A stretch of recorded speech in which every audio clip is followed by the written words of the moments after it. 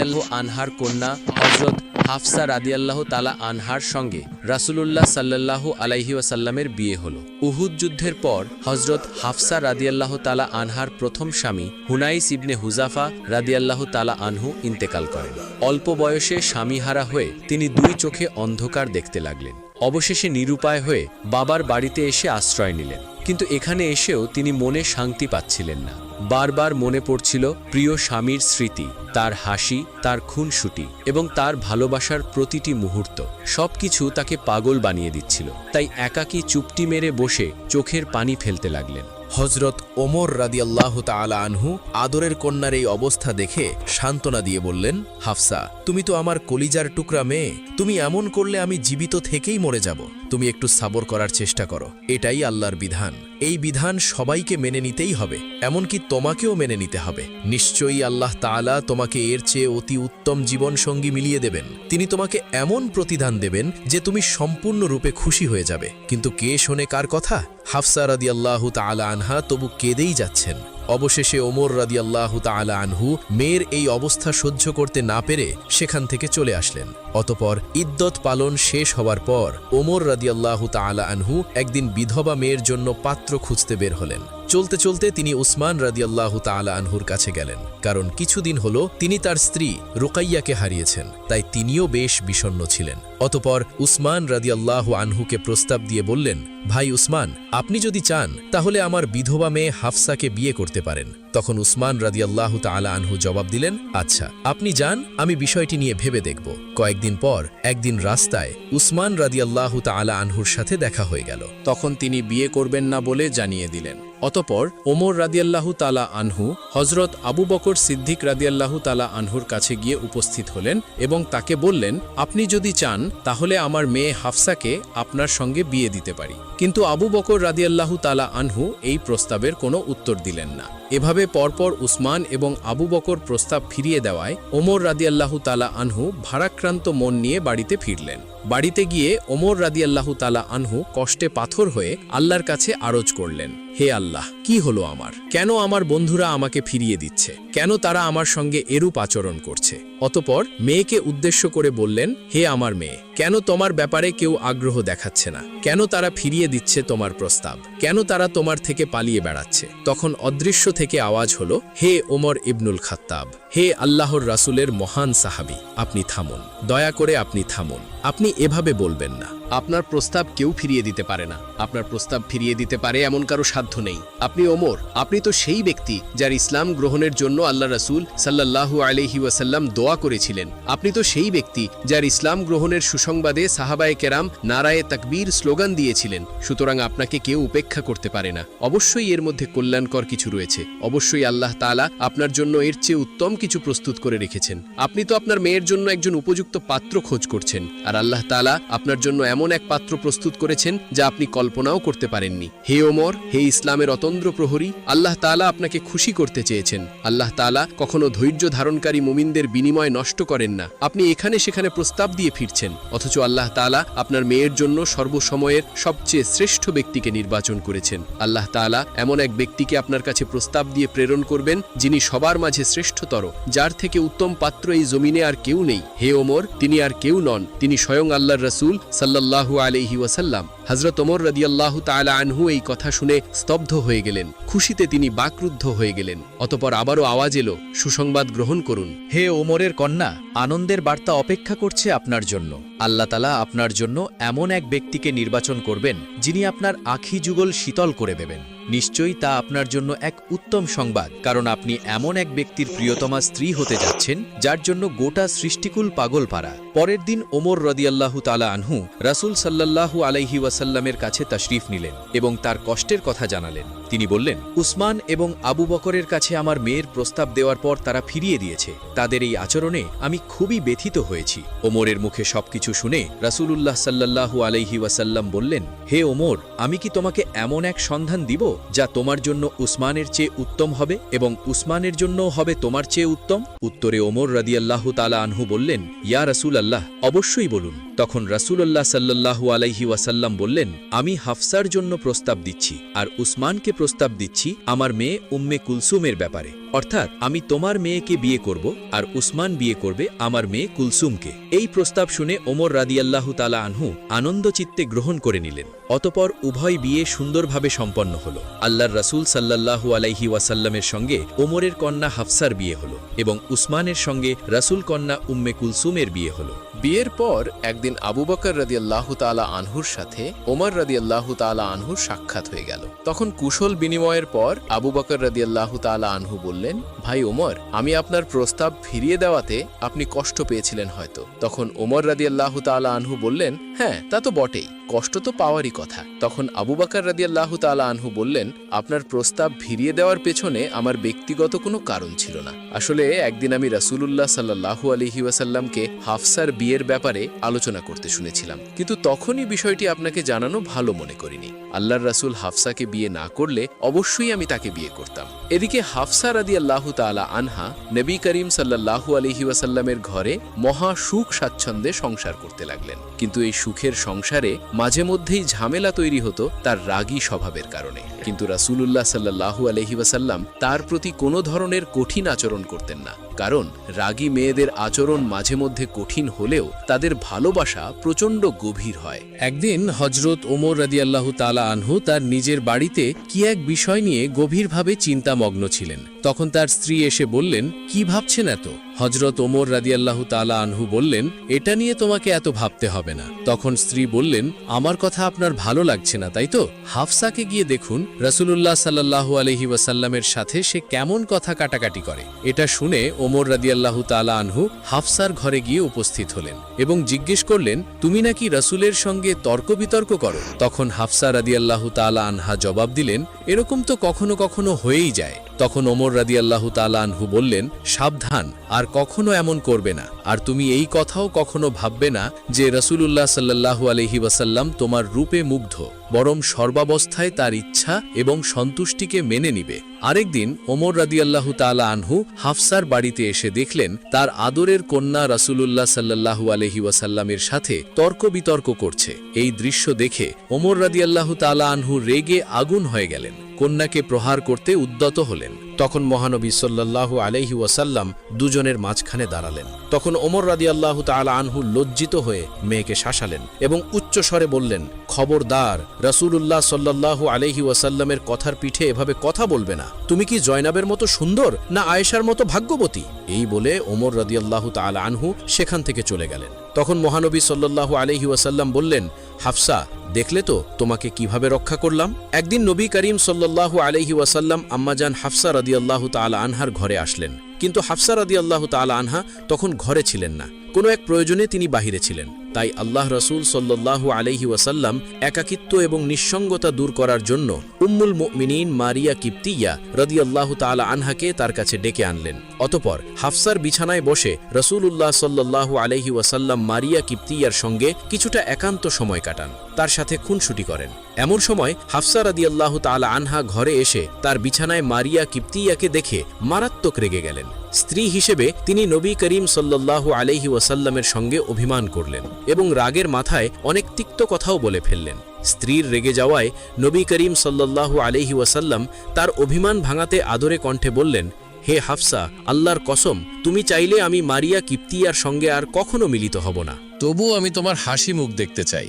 তখন হাফসা রাদিয়াল্লাহু তাআলা আনহা বললেন, হ্যাঁ তাহলে তাই হোক, আপনি আর কখনো মারিয়াকে কাছে আসতে দিবেন না। তখন নবী করিম সাল্লাল্লাহু আলাইহি ওয়াসাল্লাম বললেন, আরেকটা কথা, আমাদের এই চুক্তির ব্যাপারটা যেন আর কেউ না জানে। কিন্তু কথাই আছে, মেয়েরা সবকিছু পারলেও কথা হজম করতে পারে না। তাই কিছুদিন না যেতেই হাফসা রাদিয়াল্লাহু তাআলা আনহা আয়েশার কাছে তা প্রকাশ করে দিলেন। এদিকে হযরত জিবরিল আলাইহিস সালাম নবীজির কাছে তাহরিমের আয়াত নিয়ে অবতরণ করে বললেন, ইয়া আইয়ুহান নাবিয়্যু লিমা তুহাররিমু মা আহাল্লাল্লাহু লাকা তাবতাগি মারদাতা আজওয়াজিকা ওয়াল্লাহু গফুরুর রহিম। অর্থাৎ, হে নবী, আল্লাহ তাআলা আপনার জন্য যা হালাল করেছেন আপনি আপনার স্ত্রীদের সন্তুষ্টি লাভের জন্য কেন তা হারাম করছেন? আল্লাহ তাআলা আপনার এই ত্রুটি ক্ষমা করে দিয়েছেন, কেননা আল্লাহ তাআলা ক্ষমাশীল এবং পরম দয়ালু। আল্লাহ তাআলা আপনাদের জন্য কসম থেকে অব্যাহতি লাভের উপায় নির্ধারণ করে দিয়েছেন, আর আপনি আপনার স্ত্রীকে যে বিষয়টি গোপন রাখতে নির্দেশ দিয়েছিলেন সে তো তা গোপন রাখতে পারেনি, সে তা প্রকাশ করে দিয়েছে। ওহী নাজিল হওয়ার পর নবী করিম সাল্লাল্লাহু আলাইহি ওয়াসাল্লাম হাফসার কাছে গিয়ে বললেন, আমি তোমাকে একটা সামান্য বিষয় গোপন রাখতে অনুরোধ করেছিলাম, কিন্তু স্ত্রী হিসেবে তুমি সেটা করতে পারোনি। আমি তোমার কাছে এমনটা আশা করিনি। তখন হাফসা রাদিয়াল্লাহু তাআলা আনহা বললেন, আপনাকে এই খবর কে জানিয়েছে? তখন রাসূলুল্লাহ সাল্লাল্লাহু আলাইহি ওয়াসাল্লাম বললেন, যিনি সবকিছু জানেন, সবকিছুর খবর রাখেন, তিনিই আমাকে জানিয়েছেন। যদি তুমি এবং আয়েশা আল্লাহর কাছে তওবা করো তাহলে তোমাদের জন্য ভালো, কেননা তোমাদের অন্তর নবীর ইচ্ছার বিরোধিতার দিকে ঝুঁকে পড়েছে। আর যদি নবীর বিরুদ্ধে একে অপরকে সাহায্য করো তাহলে জেনে রাখো নবীর বন্ধু হলেন আল্লাহ, জিবরাইল আলাইহিস সালাম এবং সৎকর্মশীল মুমিনরাও, তদুপরি ফেরেশতারাও তার সাহায্যকারী। অতঃপর রাসূল সাল্লাল্লাহু আলাইহি ওয়াসাল্লাম কসমের কাফফারা আদায় করলেন এবং মারিয়া কিপ্তিয়ার সঙ্গে পূর্বের অবস্থায় ফিরে আসেন। আরেকটি বর্ণনা অনুযায়ী একদিন আসরে জাইনাবের ঘরে একটু বেশি সময় অবস্থান করলেন। এদিকে আয়েশা রাদিয়াল্লাহু তাআলা আনহা এই বিষয়টিকে সহজভাবে মেনে নিলেন না। তিনি ঈর্ষান্বিত হলেন। তিনি একজন গোয়েন্দা লাগিয়ে বিলম্বের কারণ জানতে চেষ্টা করলেন।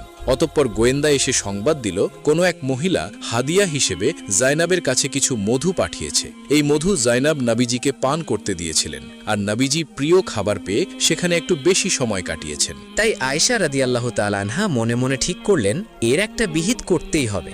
অতঃপর তিনি হাফসাকে বললেন, জানো হাফসা, একটা বিষয় কিছুদিন ধরেই খেয়াল করছি। তখন হাফসা রাদিয়াল্লাহু তাআলা আনহা বললেন, কি সেটা? হযরত আয়েশা রাদিয়াল্লাহু তাআলা আনহা বললেন, আল্লাহর রাসূল সাল্লাল্লাহু আলাইহি ওয়াসাল্লাম তো প্রতিদিন আসরের পর আমাদের সবার সাথে সাক্ষাৎ করেন, কিন্তু জয়নবকে দেখলাম প্রতিদিন নবীজিকে মধু খাওয়ায়। তখন হাফসা রাদিয়াল্লাহু তাআলা আনহা বললেন, ও আচ্ছা এই কথা, তো তাহলে তুমি কি বলতে চাচ্ছ? তখন আয়েশা রাদিয়াল্লাহু তাআলা আনহা বললেন, আমরা একটা কাজ করব যাতে নবীজি আর জয়নবের কাছে গিয়ে মধু না খান। তখন হাফসা রাদিয়াল্লাহু তাআলা আনহা বললেন, কিন্তু কিভাবে? আল্লাহর রাসূল তো মধু পছন্দ করেন, তাছাড়া তুমি এমন কি করবে যে তিনি আর মধু খাবেন না? তখন আয়েশা রাদিয়াল্লাহু তাআলা আনহা হাফসাকে বললেন, যখন নবী করিম সাল্লাল্লাহু আলাইহি ওয়াসাল্লাম তোমার কাছে আসবেন তখন তুমি বলবে যে আপনার মুখে তো মাগাফিরের গন্ধ, আর কিছুই তোমাকে করতে হবে না। পরের দিন নবী করিম সাল্লাল্লাহু আলাইহি ওয়াসাল্লাম জয়নবীর ঘরে মধুপান করে সাফিয়ার ঘরে আগমন করলেন। আসলে সাফিয়ার সাথেও কথা বলেছিলেন আয়েশা রাদিয়াল্লাহু তাআলা আনহা, তাই তিনিও অপেক্ষায় ছিলেন। তাই তিনি নবীজিকে বললেন, ইয়া রাসূলুল্লাহ, আপনি কি মাগাফির খেয়েছেন? কেমন যেন মাগাফিরের গন্ধ পাচ্ছি। তখন রাসূলুল্লাহ সাল্লাল্লাহু আলাইহি ওয়াসাল্লাম বললেন, কই না তো, তবে একটু আগে জয়নবের কাছে মধু খেয়েছি, সেটার গন্ধকও এমন হবার কথা নয়। আচ্ছা, আমি দেখছি ব্যাপারটা। অতঃপর নবী করিম সাল্লাল্লাহু আলাইহি ওয়াসাল্লাম হাফসার কাছে আসা মাত্রই তিনি নাক ছিটকিয়ে বললেন, ছি ছি, আপনি কোথায় থেকে কি খেয়ে এসেছেন? আপনার মুখ থেকে মাগাফিরের গন্ধ আসছে। আসলে মাগাফির এক প্রকার নেশা জাতীয় ফল ছিল, তাই নবীজি মনে করলেন হয়তো তিনি মাগাফির ফুলের মধু পান করেছেন। তখন নবী করিম সাল্লাল্লাহু আলাইহি ওয়াসাল্লাম বললেন, এখন থেকে আমার জন্য মধু পান করা হারাম, আর জীবনে কখনো মধু পান করব না। অতঃপর তিনি হাফসাকে বললেন, আমার জন্য মধু হারাম করার কথাটি কারো কাছে প্রকাশ করবে না, কারণ জয়নাব বিষয়টি জানতে পারলে মনে অনেক কষ্ট পাবে। কিন্তু হাফসা রাদিয়াল্লাহু তাআলা আনহা নির্দেশটি মান্য করতে পারেননি। তিনি হযরত আয়েশা রাদিয়াল্লাহু তাআলা আনহার কাছে বিষয়টি প্রকাশ করে দিলেন। তখন আল্লাহ তাআলা জিবরাইল আলাইহিস সালামের মাধ্যমে তাহরিমের আয়াতটি নাজিল করে সব কিছু জানিয়ে দিলেন। যাই হোক, হাফসা রাদিয়াল্লাহু তাআলা আনহার এই আচরণে নবী করিম সাল্লাল্লাহু আলাইহি ওয়াসাল্লাম অত্যন্ত কষ্ট পান।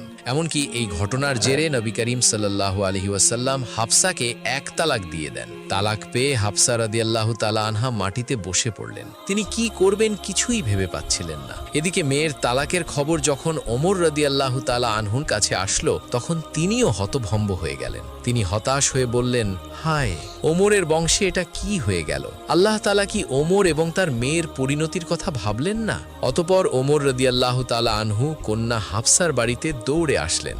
আদরের মেয়ের মলিন চেহারা দেখে তিনি তেমন কিছু বলতে পারছেন না, তাই তিনি নীরবে কিছুক্ষণ মেয়ের পাশেই বসে থাকলেন। তিনি বুঝতেও পারছিলেন না কিভাবে তাকে সান্ত্বনা দিবেন। শেষে তিনি মেয়েকে একটি কথাই বললেন, শোনো হাফসা, ওমরের বংশে আল্লাহ তাআলা যদি কোনো কল্যাণ রেখে থাকেন তাহলে আল্লাহর রাসূল সাল্লাল্লাহু আলাইহি ওয়াসাল্লাম তোমাকে চূড়ান্তভাবে তালাক দিবেন না। ওমরের এই কথায় হাফসা রাদিয়াল্লাহু তাআলা আনহা কিছুটা হলেও আত্মবিশ্বাস ফিরে পেলেন। এদিকে আল্লাহর ফেরেশতা জিবরিল আলাইহিস সালাম নবীজির কাছে আগমন করলেন এবং সুপারিশ করে বললেন, ভাই মোহাম্মদ, আপনি এরকম করবেন না। হাফসা রাগী স্বভাবের হলেও তিনি অত্যন্ত নেককার মহিলা। তিনি অত্যধিক রোজা পালন করেন আর রাত জেগে আল্লাহর ইবাদত করেন। এমনকি জান্নাতেও তিনি আপনার স্ত্রী হবেন, তাই তাকে তালাক দিবেন না। অতঃপর নবী করিম সাল্লাল্লাহু আলাইহি ওয়াসাল্লাম আবারও হাফসাকে স্ত্রী হিসাবে গ্রহণ করে নিলেন। আসলে কতই না ভাগ্যবান ছিলেন এই নারী, যার জন্য সাক্ষাৎ জিবরাইল আলাইহিস সালাম দুনিয়াতে আগমন করে সুপারিশ করেছিলেন।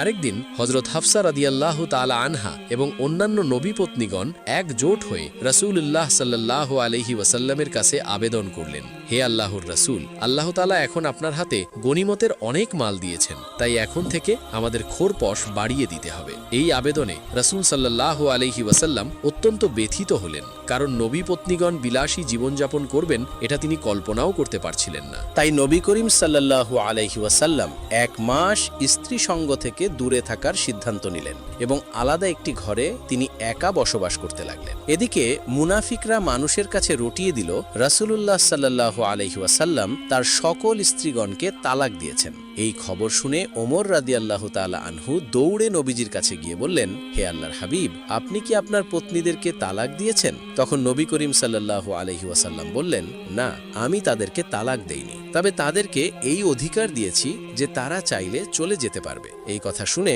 ওমর রাদিয়াল্লাহু তাআলা আনহু মসজিদে গিয়ে উপস্থিত হয়ে সমস্ত মুসলমানদের উদ্দেশ্যে উচ্চ কণ্ঠে বললেন, আপনারা সবাই জেনে রাখুন, আল্লাহ রাসূল সাল্লাল্লাহু আলাইহি ওয়াসাল্লাম তার স্ত্রীদেরকে তালাক দেননি। এই খবর শুনে সমস্ত মুসলমানগণ তাদের মনে স্বস্তি ফিরে পেলেন। এদিকে খোরপোশের দাবিকে কেন্দ্র করে রাসূলুল্লাহ সাল্লাল্লাহু আলাইহি ওয়াসাল্লামের সাথে হাফসা রাদিয়াল্লাহু তাআলা আনহার খানিকটা মনোমালিন্য তৈরি হয়। সমাধানের জন্য নবীজি হাফসাকে বললেন, আমার এবং তোমার মাঝে সমাধানের জন্য অপর একজনকে ডাকো তাহলে। তখন হাফসা রাদিয়াল্লাহু তাআলা আনহা বললেন, হ্যাঁ, তাহলে ডাকুন। তখন নবী করিম সাল্লাল্লাহু আলাইহি ওয়াসাল্লাম বললেন, তোমার বাবাকে ডাকলে তো মন্দ হয় না, সুতরাং তোমার বাবাকে আসতে বলো। অতঃপর হাফসা রাদিয়াল্লাহু তাআলা আনহা বাবা ওমরের কাছে সংবাদ পাঠালেন। ওমর রাদিয়াল্লাহু তাআলা আনহু খবর পেয়ে হাফসার বাড়িতে চলে আসলেন। তখন নবী করিম সাল্লাল্লাহু আলাইহি ওয়াসাল্লাম হাফসাকে বললেন, বলো, কি বলতে চাও? তোমার বাবাকে বলে ফেলো। তখন হাফসা রাদিয়াল্লাহু তাআলা আনহা রাগান্বিত হয়ে বললেন, হে আল্লাহর রাসূল, আপনিই বরং বলুন, আপনি তো সত্য ছাড়া আর কিছুই বলেন না। হাফসার কথায় আক্রোশের আভাস পেয়ে ওমর রাদিয়াল্লাহু তাআলা আনহু ভীষণ চটে গেলেন। সঙ্গে সঙ্গে হাত তুলে একটা চড় বসিয়ে দিলেন মুখে। তখন রাসূলুল্লাহ সাল্লাল্লাহু আলাইহি ওয়াসাল্লাম তাকে শান্ত করার চেষ্টা করলেন। অনেকটা নির্দেশের সুরেই নবীজি বললেন, ওমর, অনেক হয়েছে, এবার থামো। কিন্তু ওমরের মাথায় ওঠা রাগ সহজে নামছে না। তিনি গজগজ করে মেয়েকে বললেন, এরে আল্লাহর শত্রু, নবীজি সর্বদাই সত্য বলেন। ওই সত্তার শপথ যিনি তাকে সত্য নবী হিসেবে প্রেরণ করেছেন, আজ রাসূল না থাকলে তোমাকে আমি মেরেই ফেলতাম। অতঃপর হাফসা সহ সমস্ত স্ত্রীগণ নবী করিম সাল্লাল্লাহু আলাইহি ওয়াসাল্লামের কাছে এসে ক্ষমা প্রার্থনা করলেন। তাদের কেউ নবীজিকে ছেড়ে যেতে রাজি হলেন না। তাই নবী করিম সাল্লাল্লাহু আলাইহি ওয়াসাল্লাম তাদের সবাইকে ক্ষমা করে দিয়ে আপন করে নিলেন। একবার রাসূলুল্লাহ সাল্লাল্লাহু আলাইহি ওয়াসাল্লাম উম্মুল মুমিনিন হযরত সাফিয়ার ঘরে প্রবেশ করে দেখলেন তিনি অজরে কান্না করছেন। তখন নবী করিম সাল্লাল্লাহু আলাইহি ওয়াসাল্লাম তাকে বললেন, তুমি কাঁদছো কেন? তখন সাফিয়া রাদিয়াল্লাহু তাআলা আনহা বললেন, হাফসা আমাকে ইহুদির মেয়ে বলে গালি দিয়েছে।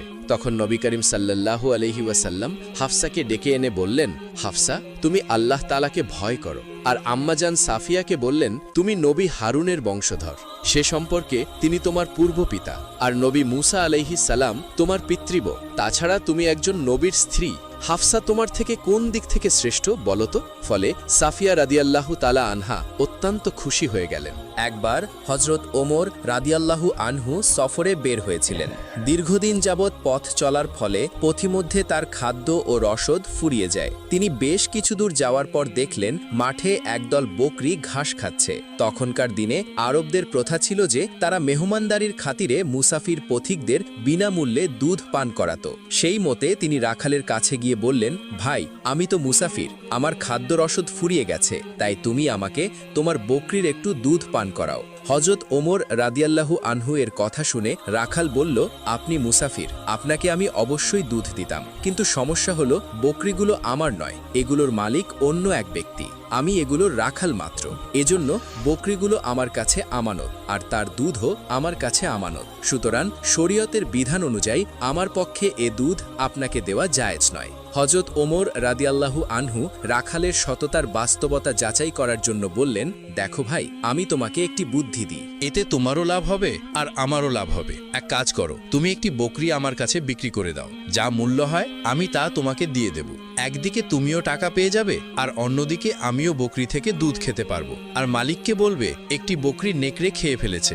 মালিক তোমার কথা বিশ্বাস না করেও পারবে না, কারণ সাধারণত মাঠে বকরির উপর নেকড়ে আক্রমণ করেই থাকে। রাখাল নীরবে হযরত ওমর রাদিয়াল্লাহু আনহু এর কথা শুনে বলল, ভাই, যদি আমি এ কাজ করি তাহলে আল্লাহ কথাই গেলেন, অর্থাৎ আমি তো এখানে সবকিছু লুকিয়ে নেব এবং মালিককেও বুঝিয়ে দেব। মালিকও হয়তো মেনে নেবে, কিন্তু মালিকের উপর তো আরও একজন মালিক আছেন, তার কাছে কি জবাব দেব? রাখাল আরও বলল, এজন্য আমার দ্বারা এমন কাজ সম্ভব নয়। হযরত ওমর রাদিয়াল্লাহু আনহু প্রকৃতপক্ষে রাখালের সততা যাচাই করেছিলেন।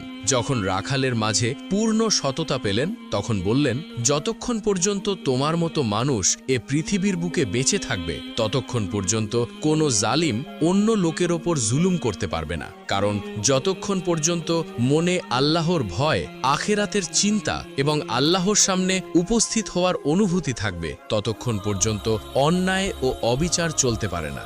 এটাই হলো পূর্ণাঙ্গ ঈমান, যে নির্জন মাঠেও মানুষের মধ্যে এমন চিন্তা কাজ করে যে আমার কোনো কাজ যেন আল্লাহর মতের প্রতিপন্থী না হয়। এটা ইসলামের সবচেয়ে গুরুত্বপূর্ণ শিক্ষা, যা ব্যতীত প্রকৃত মুমিন হওয়া সম্ভব নয়। হাদিস শরীফে নবী করিম সাল্লাল্লাহু আলাইহি ওয়াসাল্লাম ইরশাদ করেছেন, যার মধ্যে আমানতদারি নেই তার ঈমান নেই। বন্ধুরা, কেমন লাগলো আমাদের আজকের এই শিক্ষণীয় ঘটনাটি?